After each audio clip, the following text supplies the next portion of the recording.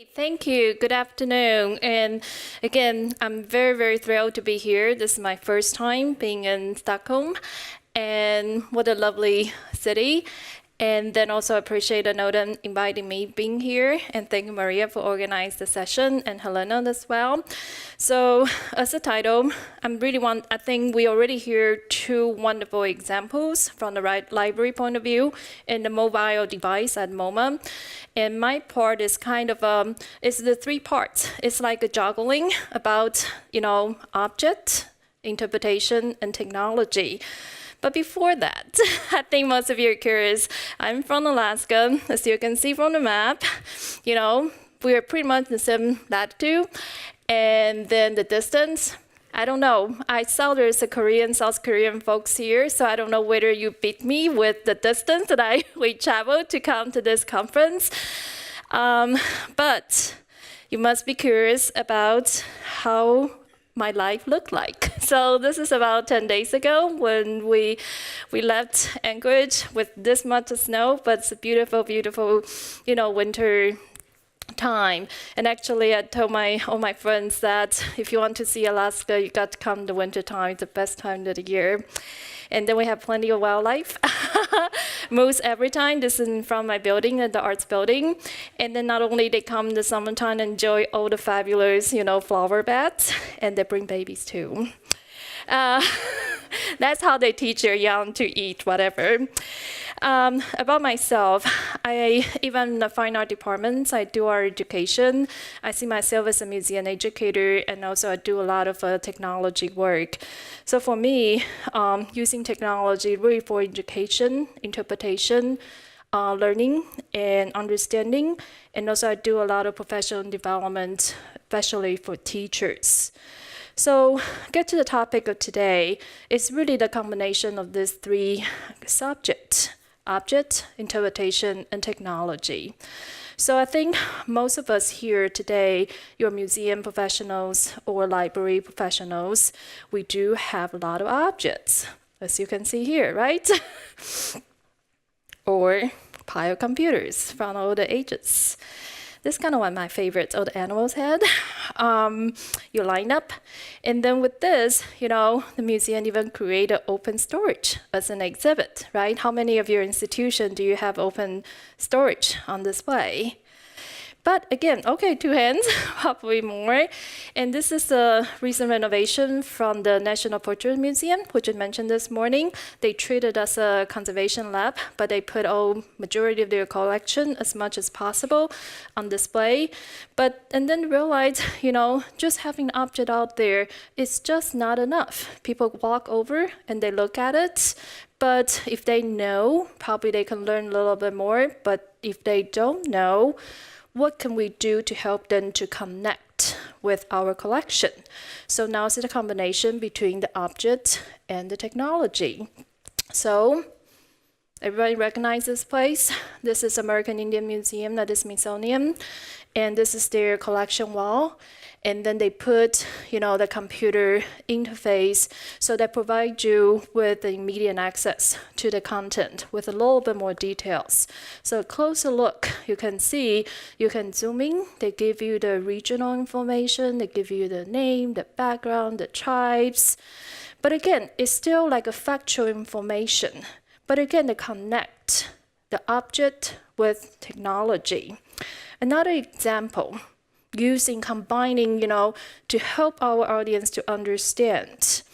I would like to use an example. This is a Qingming Festival scroll.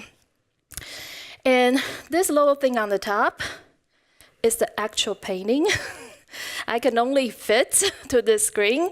As you can see, the size is 24 centimeter and 528 centimeters long. So it's a very, very long traditional Chinese scroll, but they're really not that big. And this is made in the 20th century, so it's almost 1,000 years ago. And they're kind of yellowish and very, very dark. So how can we invite our audience to enjoy this painting? And of course, if you are Asian or Chinese, actually this one's very, very popular. So all the kids, you know, from elementary all the way up, we study this painting. So it's very, very popular. Though this is not the best example, but I want to show you the combination between objects and technology. And this is what happened. How many of you have been to the 2010 Shanghai Expo? One hand. So have you seen this one? It's in the China Pavilion. It's humongous. The entire length is about 100 meters. It's like a football field, whatever. So, like I said, it's a very small painting. Relatively, they're not that big. But when you transform this kind of gigantic scale, and then you can see now, huge. As you can see, this is a photo that I took. And they're like 6 meters tall, no, 3 meters tall or 4 meters tall. So they're really, really, really big. And then the technology, they digitize everything. They create probably 400 characters.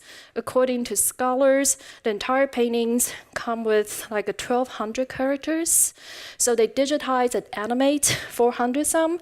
And then they transform the scenery between the daylight and nightlight. And each scenery lasts about probably 2 minutes each. So the entire experience about 4 minutes. So I believe this thing is still in Shanghai, not the Shanghai Expo, but in the China Pavilion in Shanghai. So if you ever go visit, make sure you check it out. But again, this is a combination of, you know, object and technology. So go to the next category. For many years, I'm working with education and interpretation. I realized, you know, a lot of time, we're so excited with technology. So we're seeing a lot of technology being developed. As an example, so the combination between technology and interpretation. So this is Taipei 101. How many been to Taipei? Used to be the tallest building, but the Dubai Tower, you know, went higher and taller. So there's one exhibit almost on the top at the observation deck, which is 390 meters tall.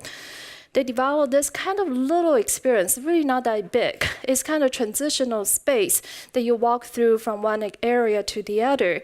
The first time you look on that platform, looks like this cloud. And then say, should I walk? Of course, a lot of people, there's a one-way direction, you have to go through it. And then once you walked, the cloud opened. Suddenly, you are almost, or imaginatively, you're under 390 meters tall in the sky, look down to the street, and it's totally animated as a video. So this is kind of a combination between technology and interpretation. And if you've been to Asia recently, there's quite a huge, you know, movement using technology for all kinds of reasons. So the next few slides is the one in the 2011, the Floor Expo. It's a Pavilion of Dreams. It's jam-packed with technology. A lot of time for me, just like, wow, just like you pay a ticket to go into our IMAX theater, you know, have that experience. But sometimes, I don't know, let me go through the story. You can tell me what can you get out of that. So this is the reception.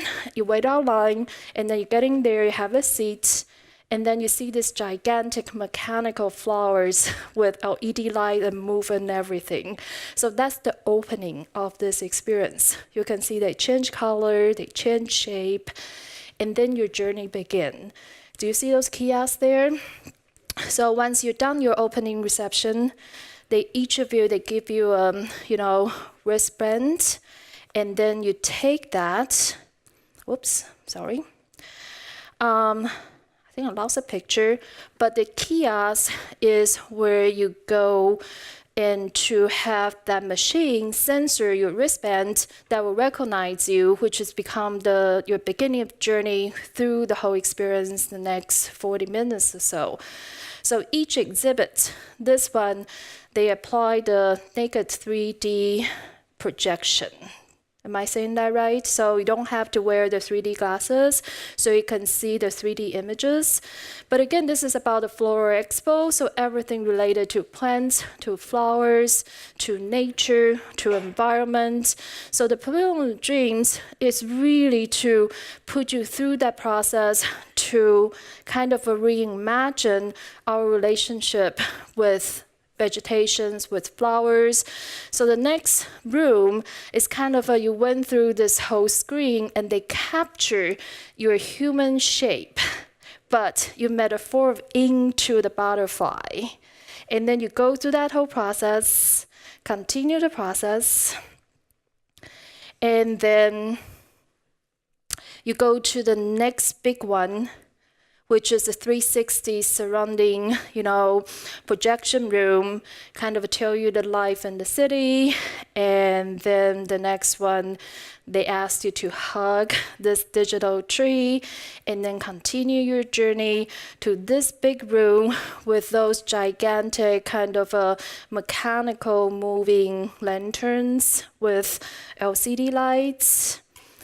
And then toward the end, you go to this whole station and then you sense your wristband again, and they take away the message or the information they collect through your visit, and the flower is sending up through this whole experience. And the ending, you will get a postcard, which is, this is your flower out of your journey, and the time, the duration, the time you visit, how long you're in the stay, and then some other information about the visit.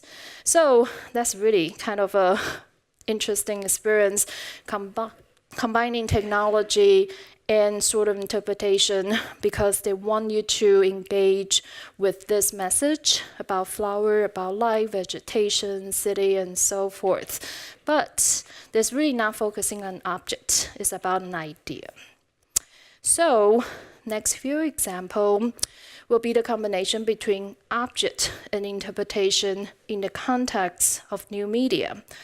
So few of you know I was born and grew up in Taipei, and then Taipei, Taiwan, and I went to United States and did my doctorate study, and then just keep moving west, and I ended up in Alaska. So I still do quite a few works in Asia, in Taipei. So this is another animation I want to share with you. And this is about a story, a war battle that happened in Song Dynasty. And then it's about the Red Cliff. So this is the painting, and a lot of documentation, literature, poetry about the place. As you can see, just kind of commemorate that big battle that happened almost 1,000 years ago. So how do we invite our audience to look at a piece of a painting like this, which is not big at all, and it's very, very old, very, very fragile. They don't come out of collection that often, probably every 10 years, that's the rotation. So you really don't see them that much. But you also want them to feel, what happened at that period of time in that battle, and what technology can do. So let me share this little clip.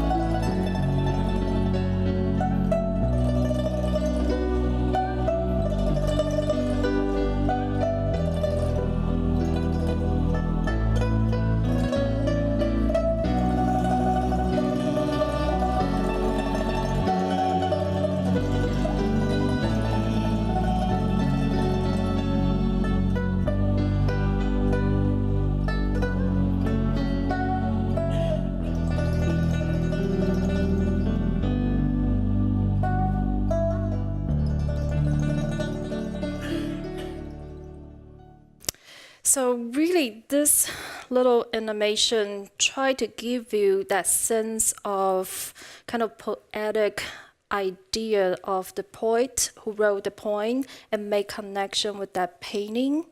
As you can see, it's not a makeup. This is really inspired by this painting, but using this 3D technology and animation to take the audience into this painting through what you see visually, what you hear of the music, and then all the motion that hopefully our audience will be able to engage with them. So this is really about the point I'm saying, the object and the interpretation. So next few example will be the Haltia. It's a Finnish, the nature center. I was there just a few days ago. How many of you visit there or from that region? And okay, 2 hands. And my friend there live in Espoo, so they took me there before getting dark. The architecture, the building itself is very, very beautiful. But once you get into this exhibit center, you say, wow, there's tons of technology, and I love it. I was really impressed in the first, moment. But later I realized, why did this whole thing has to be here? This whole thing can be anywhere. But this is a nature center. This is an exhibit that you want your audience to engage with this national park, right? But full of technology, and that's really, I don't get that beauty of this national park, but I do get a whole bunch of fabulous technology. And you're nodding, so that's true, okay. So that's how I feel. That just the first moment was fantastic. But just like a few minutes later, I realized, this can happen anywhere else. Doesn't need to be in this place. When I'm here, I want to see the connection with the nature. So another example, this is my hometown. This is Portage Glacier, only 45 minutes south of Anchorage. And this visitor center was built in the 80s, so it's almost 30 years old. But I just want to pinpoint one thing. Of course, the entrance from here, the audience come to this tunnel and go into this auditorium as their first experience. The first experience will be about like an 8-minute film about the glacier, about the valley. And then they give you a surprise. The film is really nothing spectacular. They did it 20 years ago. It's kind of low resolution, kind of faded, they haven't updated that much yet. But the biggest surprise at the end of the film, once the curtain open, this is what you see. So it's no technology, right? They want you to see. And the sad news, when they build a visitor center, the spot they choose, at that point 30 years ago, the glacier was there. Oh, yeah. And then 30 years later, they do retreat. So now the glacier is they make a 90-degree turn, so you couldn't even see it from the visitor center today. So yeah, it's pretty sad. I think there's a lot of conversation going that. So to get closer to my presentation today, it's really the combination of these three, and do we put those into context, right? I say we only have objects, or we combine object with technology, or do we combine object with interpretation, or do we combine all three of them and put them in the context? And then another thing is, have we considered the visitor's time and the visitor experience? A lot of time we load them with technology, but have we asked, do they have time to enjoy? A lot of times, just like yesterday, I was at the Royal Palace, and for some reason, I ended up in this treasure room. I took the whole stairs and go all the way down and realized, oh, that's where I was. And then the staff there was so kind and nice, and she said that our audio guy is free. Do you want it? Do you want it? She asked me like 5 times. And to a moment I said, no, I have something else I need to do. I just end up being in this place. And because my time was so limited yesterday, and I hesitated, but she told me, do you want to do one? After 5 times, I said, okay. So I put it on. It's 2-room, beautiful room, of course, wonderful objects. And then when I turn it on, the first orientation, the introduction, I read it and say, wow, it's 5 minutes, 38 seconds.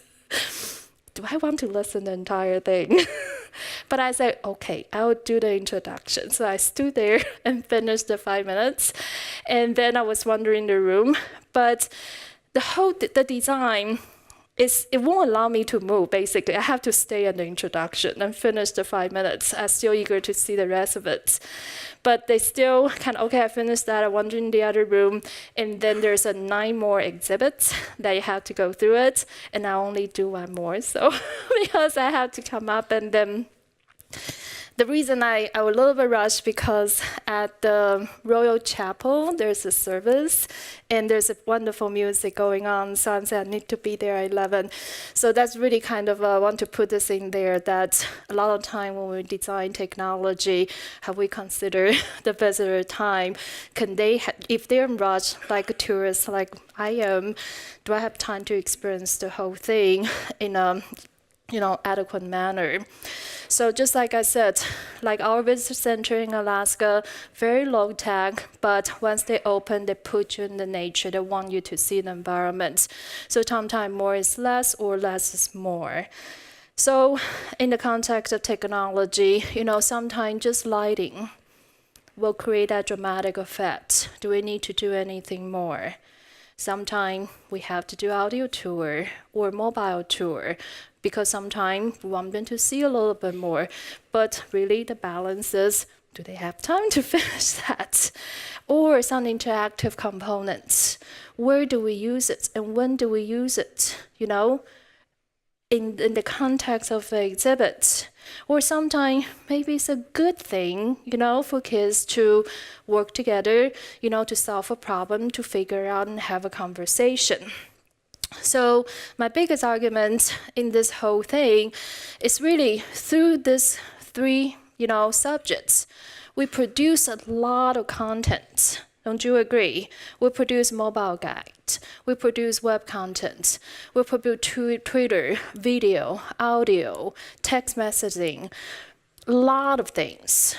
But do we, as museum professionals, do we really treat that as our digital assets? Do we treat them as an individual object? Because a lot of time, the time when I was working in museum, all those wonderful educational content produced, a label copy on the wall, a handout, a little brochure, a video, audio, film, whatsoever, for an exhibit. Once the exhibit is done, that thing is demolished. It's gone. Have we incorporated those digital assets into museum operation? So it's really this whole thing is about longevity and sustainability. And I really want everybody to think the repurpose and reuse of those produced contents. And then have we done enough, the integration and immigration and the migration into the digital architecture, collection management system? Do we treat them as a collection objects? And then have we considered collaboration among all different parties? Just like Allegra was saying, the education, collection, curatorial, and IT departments. And then do we have enough money, enough personnel to carry out that kind of placement of the digital assets? And then the ownership, who owns it? A lot of time we just produce and let it go.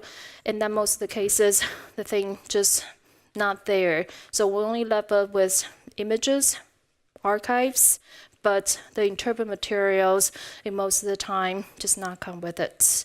So that will conclude my presentation today. And here's Alaska Glacier again. Thank you very much.